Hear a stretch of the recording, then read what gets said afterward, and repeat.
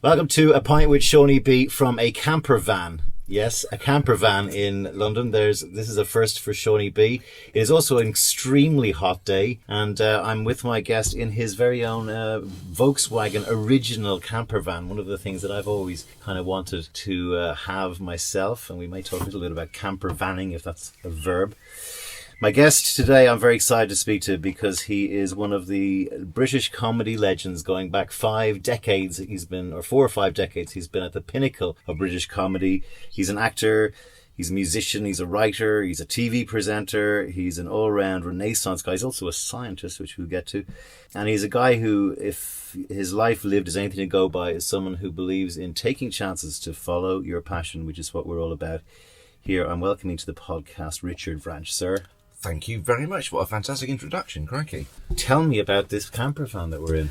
It's I've always been a big fan of camper vans. When I was still a teenager, I worked for a little bit one summer with my cousin's fiance, who was an antique dealer up in the north of England, and he had one of these vans, but not done out to sleep in. It was just an empty van with a big roof rack, and we went around all the auction houses buying furniture and selling them, and it was great. Right. Summer kind of job. And I've really liked these vans, and since the 80s, the only thing I've ever driven is a VW Type 2 camper van. I used to have the old sort of rusty ones and gone through many. We could do a whole hour on them. Yeah. But the one I've got now is one of the last ones they made in Brazil before they only just recently stopped making them. Yeah. They were in production for like 60 odd years. And they're wonderful things. Everyone's got a story, everyone's got memories. Yeah. Everyone loves them. There's something quite anthropomorphic about them. They kind of look like a kitten. Yeah, there's something nice about the lights look like eyes, and there's just something about them that you can't put your finger on. Yeah, I do love them a lot. So when I first knew I was going to be interviewing you, of course went straight to Whose Line Is It Anyway. I was a kid growing up, and I fancied myself as a comedian. I say about myself, I wanted to be a stand-up comic until everyone told me to sit down. You were one of the founders, and your DNA goes all the way back to when comedy changed in the UK. Well, the Whose Line thing is a bit weird. I was the musician on the programme, as people always remember. And of course, this was 1988. It was 30 years ago, and back then there was only 4 channels here, and not everyone even had a video recorder, so people watched things when they went out, and they chatted about them at work the next time they saw people. So it was a really big impact at the time. It got the sort of viewers then that soaps get now, because now there's multi-channel and there's games and there's internet, so it's not that everyone doesn't tune in at the same time anymore. And also because we were there under our own names, it was Richard Vranch, people kind of latched onto us. I could remember them all. Even more than a soap actor gets kind of typecast or associated with the thing. Well, at least it's a character, not them, though the two get mixed up, of course, in the press. But the weird thing is, I started doing improv way back in the 60s. We did an improvised school play when I was about 9. Wow. And I'd been doing improvisation with Jim Sweeney and Steve Steen, Omelette Broadcasting Company. They were kind of the people that really started off in this country as comedy. And then the Comedy Store Players, which is my improv group that works at the Comedy Store every Wednesday and Sunday, we started that in 1985. And we still do it. We were there last night doing it, and it's every Wednesday and Sunday show at 7:30. And in the Guinness Book of Records, longest comedy show with ever. The same cast, because me and Paul Merton and Josie Lawrence and Neil Malarkey were there right from pretty much the beginning. Yeah. So weirdly, when Whose Line came out, we thought, that'll never work on telly. We've been doing this for years live. Yeah. We kind of they hadn't nicked our idea, because the ideas are all public domain. The games were all there, though some of the games we made up.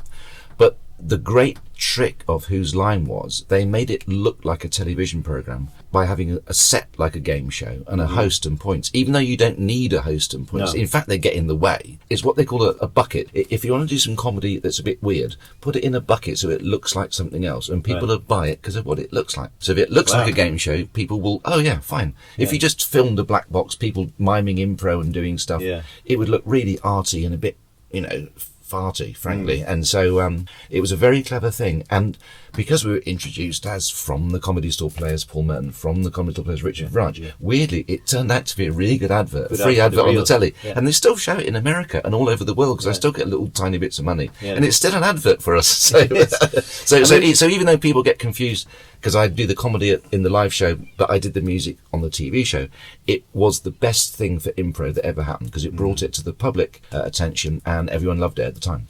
It was something for me when again, back in Ireland, we had 2 channels. bottles, but we used to get imported from here. But I mean, it was something to me when you all met in Cambridge, and the actual erudition of like John Sessions, Stephen Fry. There was a lot of people there that were just like, they should blow our heads off. Like, how can you go straight from Shakespeare to this to that? And that's a funny thing about where we all came from. Actually, we all came from different areas. Paul Merton was a South London boy who gave up a job in the civil service to become a stand-up. Josie was Dartington College of Arts and trained as a director. Me and Tony Slattery had a double act at Cambridge, as you say, in 1981.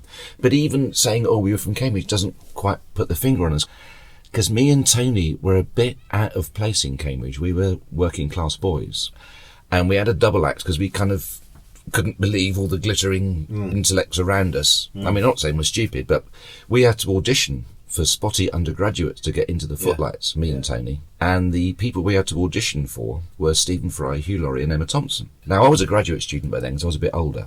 And I couldn't believe I had to audition for an undergraduate. And of course, at that time, it was just Stephen, Hugh and Emma. It wasn't who they became. And so me and Tony felt we kind of broken the mould a bit by not being public school and being a bit common, frankly, for Cambridge. Cheeky. We were common. Yeah. So we all actually came to it from different places. But as you just said, comedy was changing. It was the young ones. It was the Comedy Store opened in 79, alternative comedy, Alexis Sale, and all of that stuff. The thing about Cambridge was, because of the Footlights, there was literally a platform. Every week you could get up and try stuff out. Now, in London, there wasn't that. So if you were someone like Paul or a working class comic, suddenly there was the Comedy Store and other comedy clubs. So suddenly they had a platform to stand up and try it out and see if they could do it. So we all came together in the Comedy Store players from all different backgrounds. And luckily, there was a Canadian bloke who'd done it before, Mike Myers. Yeah. And he obviously went on to do, Wayne's World and Shrek, and Mike was a brilliant teacher. And the weird thing is, we'd never... Where did he pick it up? In Canada, I think you're born with a gene. You got Second City, Toronto. I mean, people in the States and North America kind of do it as a school module these days, because it's kind of good for social interaction. It's good for all that. And you do some teaching as well. I do a bit, But Mike just knew his stuff, and he came from that sort of dynasty, even though he had British roots himself.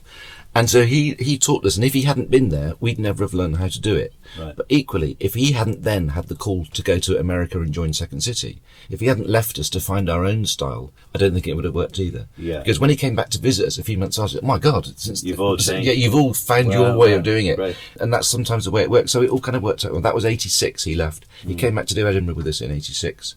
And then from then on, we kind of found our own style, and different people came through the group, like Sandy Toksvig and Jeremy Hardy, and were there for a while, and then Lee Simpson, and later Jim Sweeney and Andy Smart. So that kind of team was kept together, and because of Whose Line, I think there's about 100 improv shows in Edinburgh this year, and there used to be one, and it was us. How many episodes of Whose Line do you know were made? Oh God, it was about 180 or 90. Wow. I did about 100. I didn't do all of them. I did about 120. But they still make it in the States. Well, they still make new ones. One again, a bit like The Office. It's a very different animal. Because Ryan Stiles and Frank Krupps and all, they were with you, but they're over there fronting that. Well. For some reason, Drew, I don't think was as good as thing. I don't know, maybe. Well, there's God, this is really embarrassing. I've forgotten her name, but actually, it has a third presenter now, a female presenter. Right. Thank goodness, and female improvising musicians too. And they've got a much better ethnic mix, I'm very pleased to see, on the new American version, which the British one never had. Yeah, Colin and Ryan Stiles, as you say, and Greg Proops and Wayne Brady, Mike McShane. Yeah. McShane's coming over this Edinburgh to do Edinburgh with me and Paul Merton and Lee Simpson. So we'll be doing an improv show. It's basically the same thing, but it's a slightly different lineup. Paul Merton's Impro Chums will be at Edinburgh Festival this year. So, but the other great thing about Whose Line for us was, apart from breaking the ground and giving us a career, was we got to make these American guys. And I would regard Greg and Mike as some of my best friends, and Mike flew over for my wedding, and I go and visit them there. I love Greg's podcast. The most intelligent man on the earth. Yeah, the smartest man. I think that refers to the suits, but he's also pretty smart. Yeah. So. No, and they're also great guys. I mean, they're proper Californian dudes. I mean, really, he's a one-man battle against Trump at the moment. Oh God, no, he's sharp, yeah. So I mean, that it was great, and but then again, it's not the only thing we do. Paul does his stand-up, did his TV shows, and Have I Got News for You? Josie's an actress, and I do stand-up and bits of weird writing and other odd, weird things which you may or may not know about. But the great thing is, we come back, and it's like a family. 33 years I've been doing it. And it is like a family. It's almost like five-a-side football. We play every Wednesday. Well, it is, yeah. It's great that you all keep kept together. Well, it is. It keeps you sharp. Yeah. It really keeps you sharp. You know, I'm sure it helps Paul going on TV every week doing Have I Got News. If you're in front of a live audience once or twice a week, or doing a tour as we're doing next year, that keeps you sharp. And a lot of TV presenters, well, a lot of people going into comedy now are doing it because they want to make $1 million, like Jimmy Carr did. Yeah. Now, when we started, there was no career in comedy. No. All the comedy on television, apart from the young ones, was all the old mother-in-law jokes and jokes about races and stuff. Yeah. And so we didn't think, we're going to get onto the radio, maybe do a couple of Edinburghs, get a TV. No. We had to actually cut that trail through the jungle. Yeah. So we did it because we couldn't do anything else. Yeah, and now people are doing it as a career move, and I'm not sure a lot of them have got their heart in it. I mean, the vein for you guys runs through Pete and Dudley into Python, right? It is, and we're of an age where in our time we've been lucky enough to sort of meet some of them and work with them, which has been an absolute thrill. I mean, really, it's just ridiculous. Does improv get easier when you've been 30 years doing it? Because on the stage, presumably you get triggers and we can go down this path before. Well, or does that happen? It does get easier, but not because of triggers. The reason it gets easy is because you realise you don't need the triggers. You trust yourself not to need the triggers. Okay. And actually, if there was a trigger, would you purposely jeopardise going down that road? Or would you keep it in... Well, all right, I'll give you an example. If you've got a game based on physical positions, you get 2 physical positions from the audience and you start a scene. If one of those positions is arms outstretched, now, it looks like it, and all the audience can see it. Now, I, in my time, have done Jesus on the cross jokes, and you do them you don't do them nastily, you do them. But the point is, if all the audience can see that, there's a kind of bubble of expectation. So you try and do a Jesus joke you've never done before. Yeah. So what I'm saying is, you don't do a joke you've done before. Okay, that's where we are. Let's see where it takes us this time. So, in a way, if you don't do it, it's worse than... Because everyone's kind of expecting it, you've got to burst the bubble. I don't like it if a joke comes up that's been done before, because I think it's a cheat. And also, I think if you're watching, which I never do, I think you could tell. I think there'll be a slight disappointment, or the energy would go or something. I think you kind of got to... The point is, we're having fun doing stuff we've not done before, and that's the deal. So you don't watch it? I find it improv very difficult to watch, because when you're doing an improv show, you're not on stage the whole time. You're at the side, watching it, enjoying it, thinking, now I'll jump on. Yeah. But I can't think, no, don't do that. You're not going to jump on. You're in the audience. You've paid. So, but I still, at the end, I still have. I get it, and also I still have the kind of feeling I should be jumping on, so I don't enjoy it, and I kind of. You said somewhere, I think, that you come off and you don't actually remember what you said. Well, you don't. When you're really responding to the other person in the moment, because it's the moment of the scene, it's like when you're on a computer and it's all in the RAM, but you haven't pressed save. So when you walk off it, it's gone. Yeah. You switch off and it's gone. And people say afterwards, that bit with the kangaroo in the cocktail bar, and you go, I've got no idea what you're talking about. And 20 minutes before, you were a kangaroo in a cocktail bar. You're in the zone. You're in the zone. And that's when you're doing it right. Maybe an unfair question to spring on you, but maybe you can think about it and come back to me in a very Whose Line way. But what's the most, like, the funniest thing that you think, or one of the funniest or most embarrassing things, or whatever, thing that went wrong, or just some of the stories that... You get great stories from the suggestions. The suggestions from the audience are the thing we need to set us off on our little runs. Glasgow, a notoriously wonderful place to do comedy, as is Dublin, as is Liverpool, because they're funny. Right. And so you've got to be as funny as them, and if you are, they'll love you, and if you're not, they'll hate you. Yeah. And that's, anyone will tell you that. Glasgow, went on stage, kind of for the next scene, a household object, please. Iron. Huge laugh. And I looked down, and my shirt's not ironed. And you go, okay, all right, you can win that. I mean, there's little things like that, they're always there. Where did you? Maybe just do a bit of chronology. How did you get into this? Where are you from? What was your background, family wise? Were you funny in school? No, yes, right. I thought I was. I didn't have much trouble at school. I could do all the exams, and I left school when I was 16. Very humble beginnings, very humble, which I don't want to sort of humble brag about, but. So your folks, what did they? My mum worked in a primary school, and my dad worked for post office telephones, which became British. Going up in the early days, going up poles, and he was a manager of keeping the telephone system working. So, they worked very hard, and I was last of 4 kids, and they worked very hard for their kids. And straight after the war, they had kids, and I was very much at the end, a long way after the end. And they're not with us anymore. My brother and sister are all kind of retired and stuff. So we've all done very well, because my parents worked very hard to give us educations. Yeah. But my education took me to Cambridge, and the thing is, because I was very out of place, I really had no idea. And I still think there's a a class thing that I can't get my head around in this country. And people assume because I was at Cambridge I'm posh, and I'm really not. But the only other people in Cambridge I could actually relax with and relate to were the people doing the comedy and the theatre. Tony Slattery, and despite their different backgrounds, Stephen and Hugh and all the Footlights people, we had a common language, which was the comedy language, and the theatre, and going to Edinburgh Festival and the Fringe Theatre. So they were the people I could actually, Were you guys considered like odd or like stupid by a lot of the students, kind of thing? The Footlights is a Cambridge thing, and if you look at the reviews, of Stephen and Hugh's Footlight shows. Well, there's the undergraduate Stephen Fry and Hugh Laurie, but I don't think there's a John Cleese among them. No. And I'm sure when John Cleese was there, they were saying, I don't think there's a Peter Cook among them. So you can't judge people when they're 19 with the people that went on to be well known, and now we're looking back and judging people.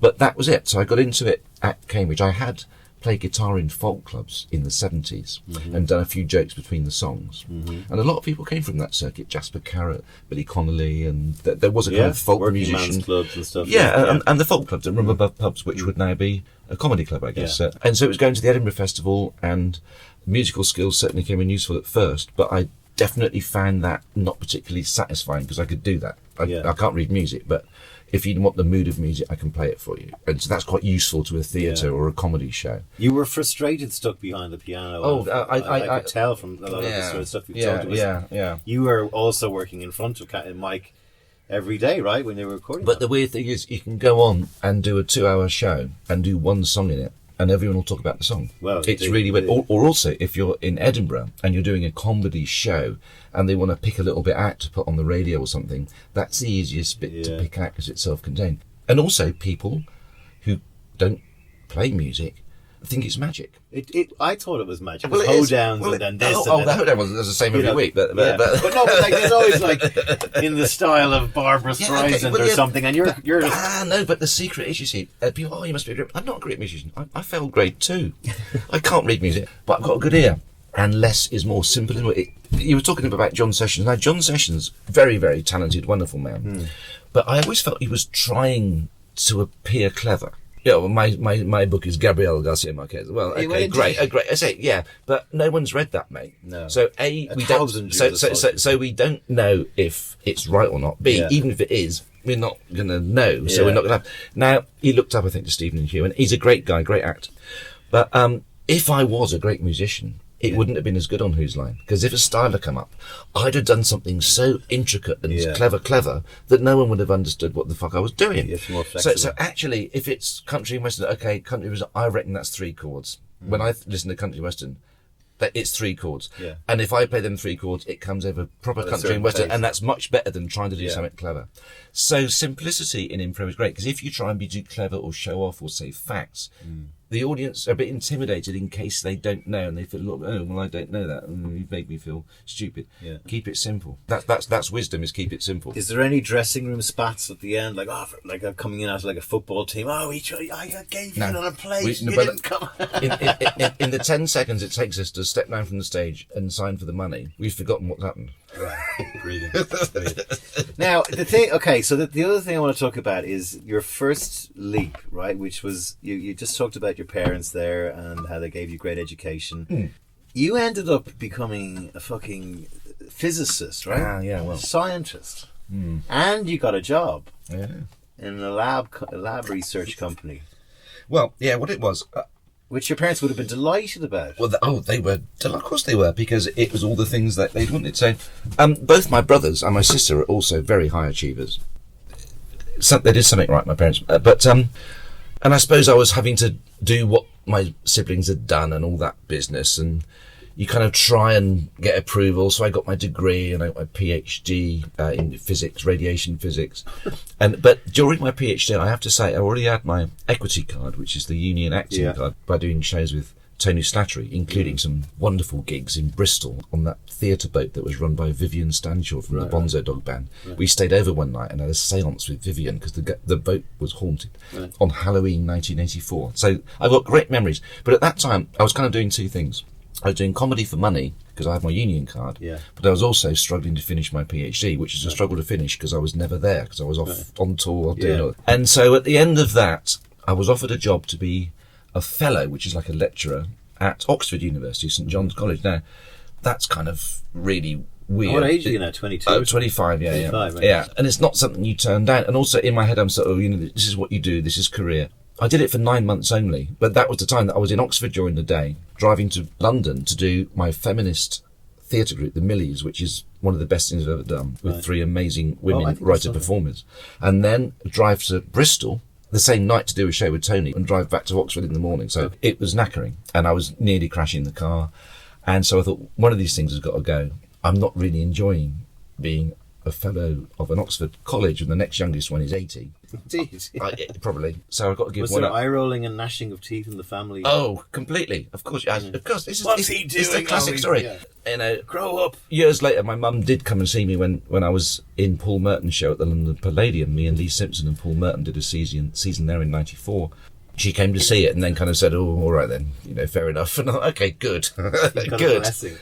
That's it. So I think ultimately, if you're happy, but clearly it's a risky thing to go into. But I was very lucky. The reason I went into it was because that 9 months at Oxford, all the people I've mentioned were starting to go off and go into telly and make their first steps. I thought, oh, all my mates are doing it, I could.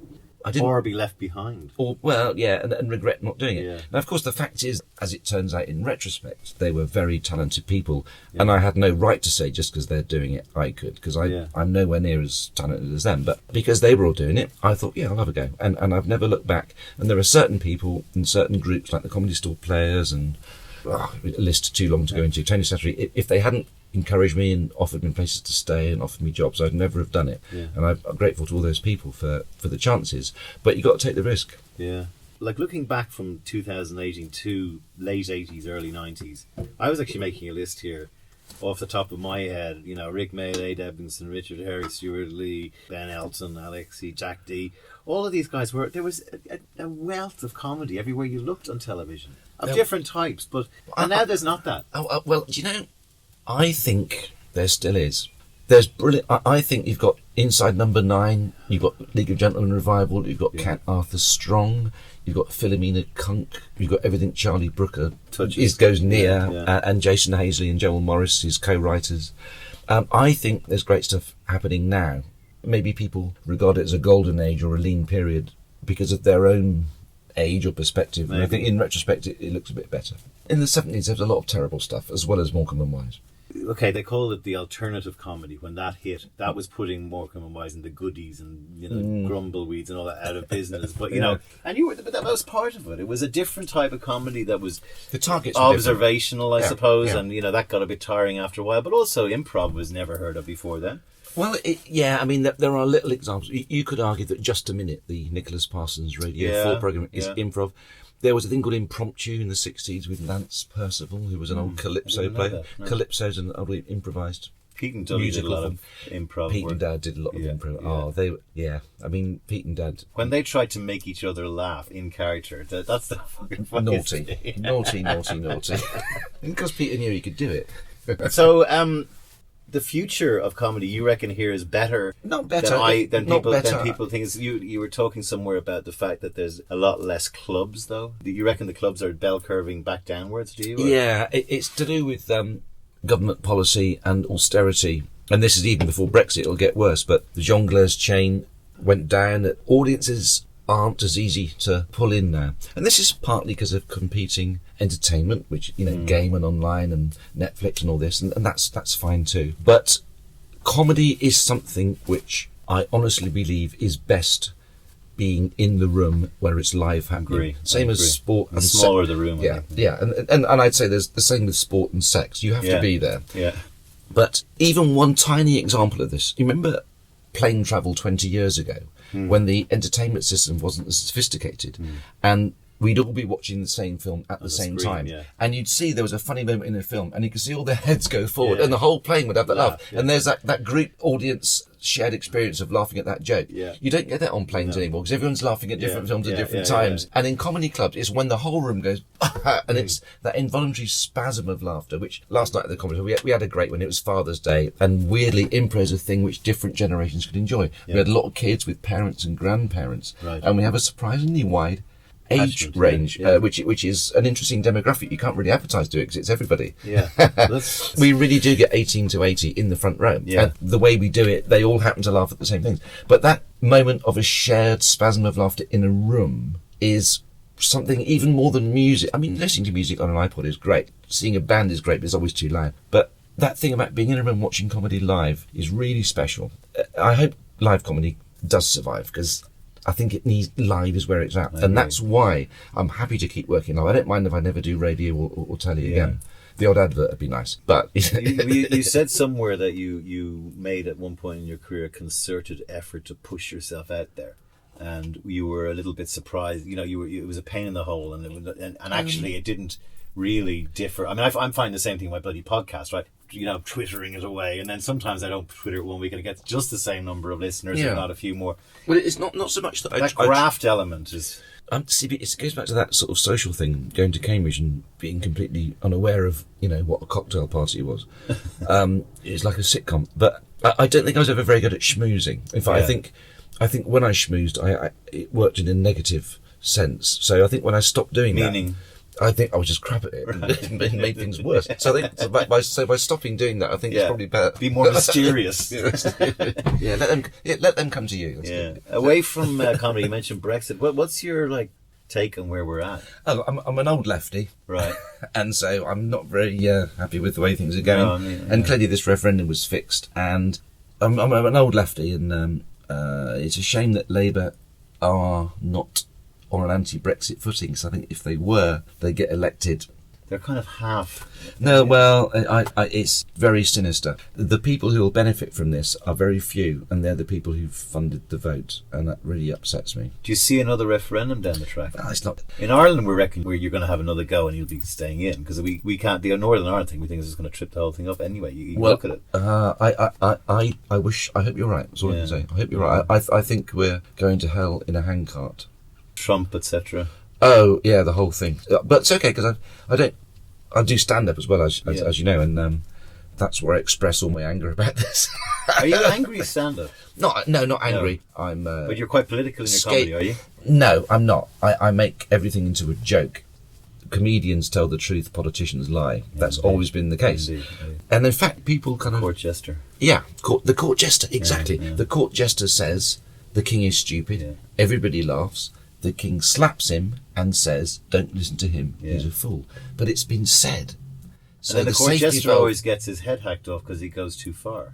Exactly. Yeah. And we are the court jesters. When you ask for a suggestion in an improv show, the audience always shout out things to do with death, toilet, and sex. Yeah. Those are the three things they're a bit nervous about. And they're not shouting them out to be nasty or to challenge us, make these things funny. They're saying, "Oh, I'm a bit nervous about sex, death, and toilet," and so they're kind of shouting those things out, so that we can deal with their stuff on stage, so that we can deal with it for them. We're like therapists, and it's good for us too, because we get to be all those things on stage. But the truth-saying thing and the court jester thing, I mean, that's where my comedy, like people like Daniel Kitson or Stanhope or the cliche Bill Hicks and stuff like that. People who actually, it's not like I've got a bunch of guys writing gags for me like Jimmy Carr or these guys. It's the people who are writing their own stuff and being brave, and they're saying the things that no one else will say. And I think that part of it is someone like Kitson, who's he's like a hug, but he does tackle these very, very serious, as you say, what the audience is afraid of even confronting. Things like loneliness. Puts it up loneliness and men who are just depressed and are unable to talk to it, but making it funny. Stanhope was doing a piece on Saturday about cancer with a cancer patient in the room, and he's walking Me Too lines and stuff like this. Really dangerous. Well, my stand-up set on Saturday, I covered cancer, Me Too, and childlessness. Okay, all right, great.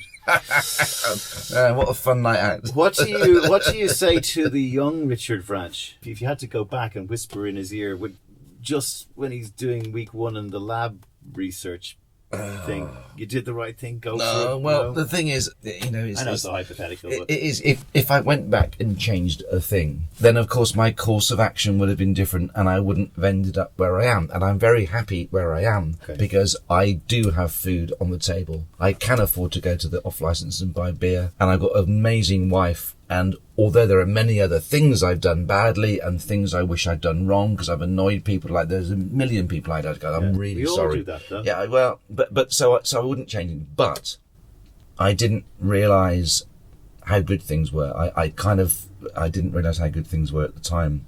I don't think we quite realised what we were worth. A lot of people made a lot of money out of us. Even on the Who's Line thing, I had an agent at the time who's no longer with us, but he said, "Oh yeah, Richard, next time they'll let you do the games, not just the music." And oh great, okay. I don't really want to do it though. And when someone knows you don't want to do something, the money goes up, and they know you really don't want to do it. And I really didn't want to do it. And why didn't you want to do it? Because I was stuck behind the piano. Okay. So I said, okay, I'm really frustrated doing this.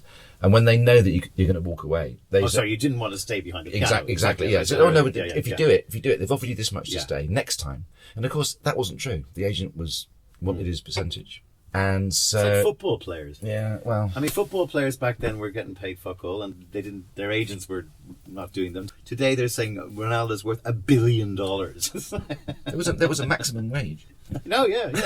I remember Joe Jordan at Man United got 1,000 a week, and he was going. Yeah. Oh God. Well, 1,000 a week's still very good. I know. What about young kids today who want to become comedians? Because a lot of my listeners are, I hope, people who are not sure of what they want to do, and maybe a lot of the people I've spoken to are people who were pushed down a path and didn't do it, and that's been the difference. God, I don't know. I mean, I was talking about platforms earlier. What I said was the reason that TV and radio in Britain was dominated by Footlights and university type people was because they happened to have a comedy club where every week you got up and failed and got better and got better and got better. So after 3 years of that, you were ahead of someone, and the platforms increased when the Comedy Store and the London clubs and around the country and Jongleurs opened. Now everybody's got a platform because it's your phone, because you can record yourself and put it online. So actually everyone can do it. Not everyone can be good, and that's the statistic. I mean, I don't know what percentage of people are good and bad, but there is now an opportunity. Anyone pretty much who's got access, or a friend who's got a phone, and that's most people I reckon, can actually do it, look at it, show people, get a response, make money from YouTube. Well, I don't know if that's ever possible, but the thing is, you can look at yourself and see what you did, or you can get your friends to look, or even some strangers if you put it online. And so weirdly, everyone's got a chance now. My father was a very famous ventriloquist. Oh, really? Yeah. No, that's an amazing proftion. The psychology of that. He opened. Well, try and be the son of one. Oh my God! I'm sorry, you can sit down. He was self-taught. Made his own dummies out of papier-mâché. Wow. Trained in the mirror. Opened RTE and won got to the final of the original Gong Show sponsored by Geritol in 1958. And I'll send you. He's a recent guest on my podcast with his dummy. Oh my God! So the three of us are in the room technically, but yeah. But again, for him, even in the I guess 40s, right?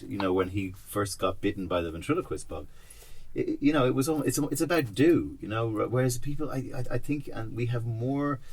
Every single piece of comedy you'd ever want to watch is in your phone pocket if you want to study the form, right? Because when I was growing up, it was like, as you said, Whose Line Is It Anyway? Would be getting 10 million viewers probably in the UK. Now we can find it all at the press of a rubbery it's rubbery on video on demand. Yeah, because I get a few p through. It's very good. Anyway, but that ventriloquism is very interesting.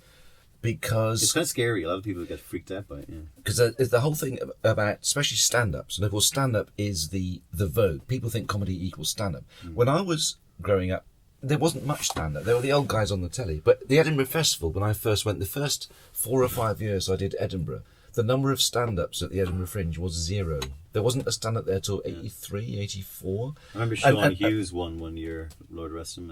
He won about 89 or 88, didn't he? I think the Perrier Award. Yes, he was the first solo person to win it. That's a very good point, because when the Perrier Award was created in 1981, because there was no stand-up in Edinburgh until years later, it was called the Award for the Best Revue, UE, at the Fringe, because there were only sketch shows. And we won it the first year. I was in the band that year. Yeah. What was that show about?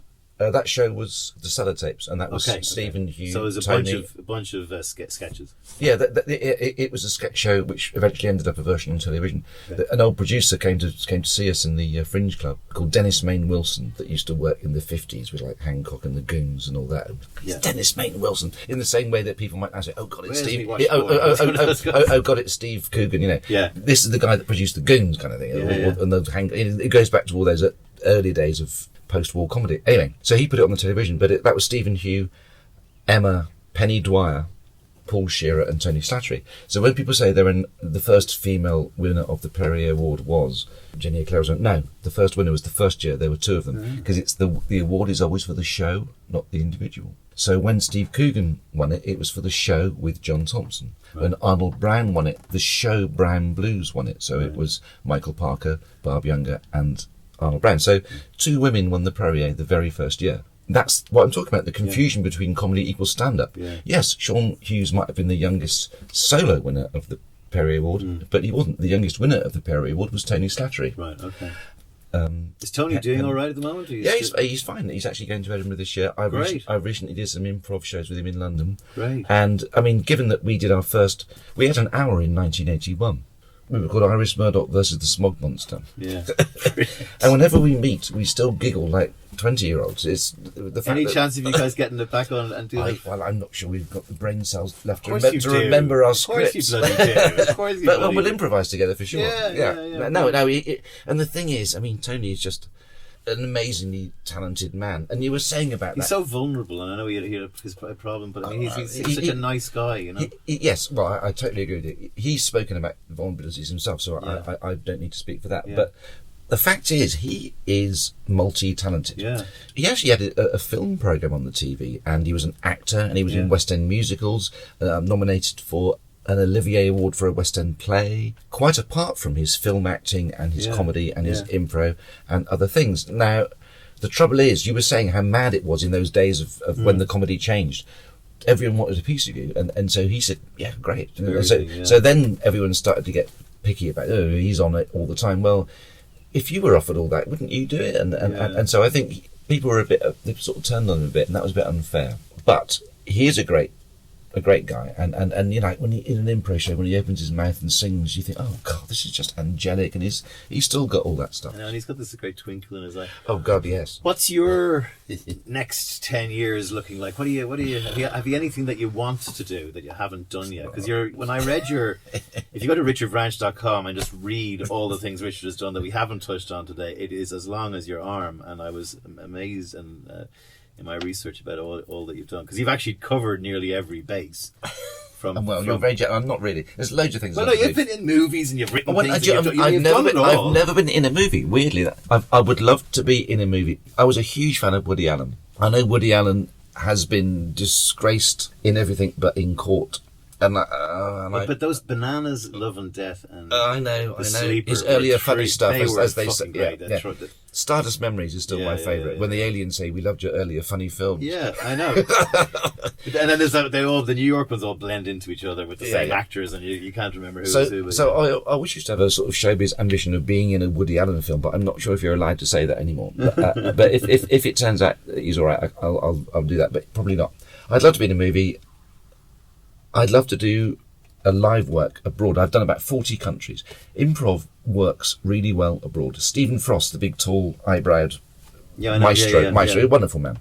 But he is a comedy genius, comedy god, comedy legend, and he takes a group of improvisers around the world, and we've done China and Hong Kong many, many times, and weird places. You've done stuff in French? I've done a bit of stand-up in French, but we do improv in English. But the weird thing is, because we haven't said it before, when you hear something from the other actor on stage, a lot of your reaction to it isn't just verbal, but physical, because you've never heard it before. Now, the best actor on the West End stage doing the mousetrap isn't going to hear that line like he's never heard it before. He's just going to say his line. So, weirdly, even if the audience haven't got great English, the nature of what's happening in the scene comes over. So improv travels well. And to travel and work is an absolute privilege. And to do more of that would be great. To do more stuff on my own travelling and working would be great. At stand-up particularly, and doing stuff in French. Or I also worked in a sketch group called English Teaching Theatre with Doug Case and Ken Wilson, and they wrote textbooks for English language learners, but because they knew about how language works, the scripted sketches were very accessible to someone where English wasn't their first language, in the way that I could probably, with my O-level French, understand a similarly written French sketch. And to go and do stuff in a foreign language is... Eddie Izzard, Eddie Izzard's great. He does, he Incroyable. Yeah, he is, and the same word in about eight other languages. No, he's and also a great improviser. Yeah. And Ross. You've worked with him as well. Yeah. And Ross Noble is. Ross Noble. Now he's a rarity. Noble. He does it on his own. Yeah, I know. He goes on stage and. But again, also there's a lot of those guys who became really big, and obviously they got fat off the land because you don't really see them around as much anymore. Was that what happened? Or no, Ross is constantly touring, but he spends a lot of time in Australia as well. Very big. That's where I saw him first. Yeah, I lived there for a bit. Oh wow. Yeah, I think he did too. Yeah, and Eddie is just like on the motorbike where there's a kangaroo and he thinks he can kick it out of the way. Oh, God. Well, he loves his vehicles. No, he's a diamond geezer and started off when he was so young in Dave John's club up in the northeast. And Dave Johnson. People like Lee Evans, who a bit one-dimensional, but he comes and goes. Oh no, I think Lee Evans is extraordinary, and the energy that he puts into every second of his performance. Which I'm not interviewing him in here. The place is underwater. You'll look back on this as a golden age of comedy, and just chandelier falling down. Okay, we've seen that. That was a good joke. But there's stuff going out now which is great, and half of it I haven't seen. There's lots of series I hear about that I've not even got into yet. I mean, I hardly touched on In-Betweeners. Fleabag was an amazing... Oh my God, Fleabag. I'll write it down. Yeah. Phoebe Waller-Bridge, I think her name is. That's right. She is just astonishing. Yeah. And there are so many other little things like that are coming through. Does that kind of idea of, hitting a series for Netflix strike anything with you? It seems there's another big thing that's changed. The privacy issue. I've been very lucky because my sort of trajectory has been, I've been, the sidekick of the Who's Line people, the sidekick of Tony Slattery, even though that was a double act. I've worked with Paul Merton a lot, scripted and non-scripted, but I've never been particularly that famous myself that the Sun has bothered to hack my phone or go through my bin. Not that they'd find anything, frankly, because I don't do it. So I don't actually want to be famous, and the more I go on and the more I see how difficult that has been for people I know, I really... I don't want to retire because I'd go mad. Doing Impro twice a week I need that safety valve, but that is enough for me, and if anything else comes along, it's a bonus. I'm not particularly ambitious. In fact, in my head, I retired about 6 years ago and stopped schmoozing, and it's great. I'm not sure. One of my friends said to me I'm the only guy he knows whose forward financial planning is based on early death. But I'm like, okay, because I've had a ball as well. Well, that's the other thing. I mean, I know I'm 60 next year, and I'm thinking, slow down a bit, but I'm not. Keep making them laugh. This podcast will be coming out the day after his 59th birthday. Wish him a happy birthday. Yeah. Go on to his website, hire him, give him work on film. He's a great lad. Thank you very much for being on A Pint with Seaniebee. And I don't think I'll ever do A Pint with Seaniebee from a camper van. Good luck.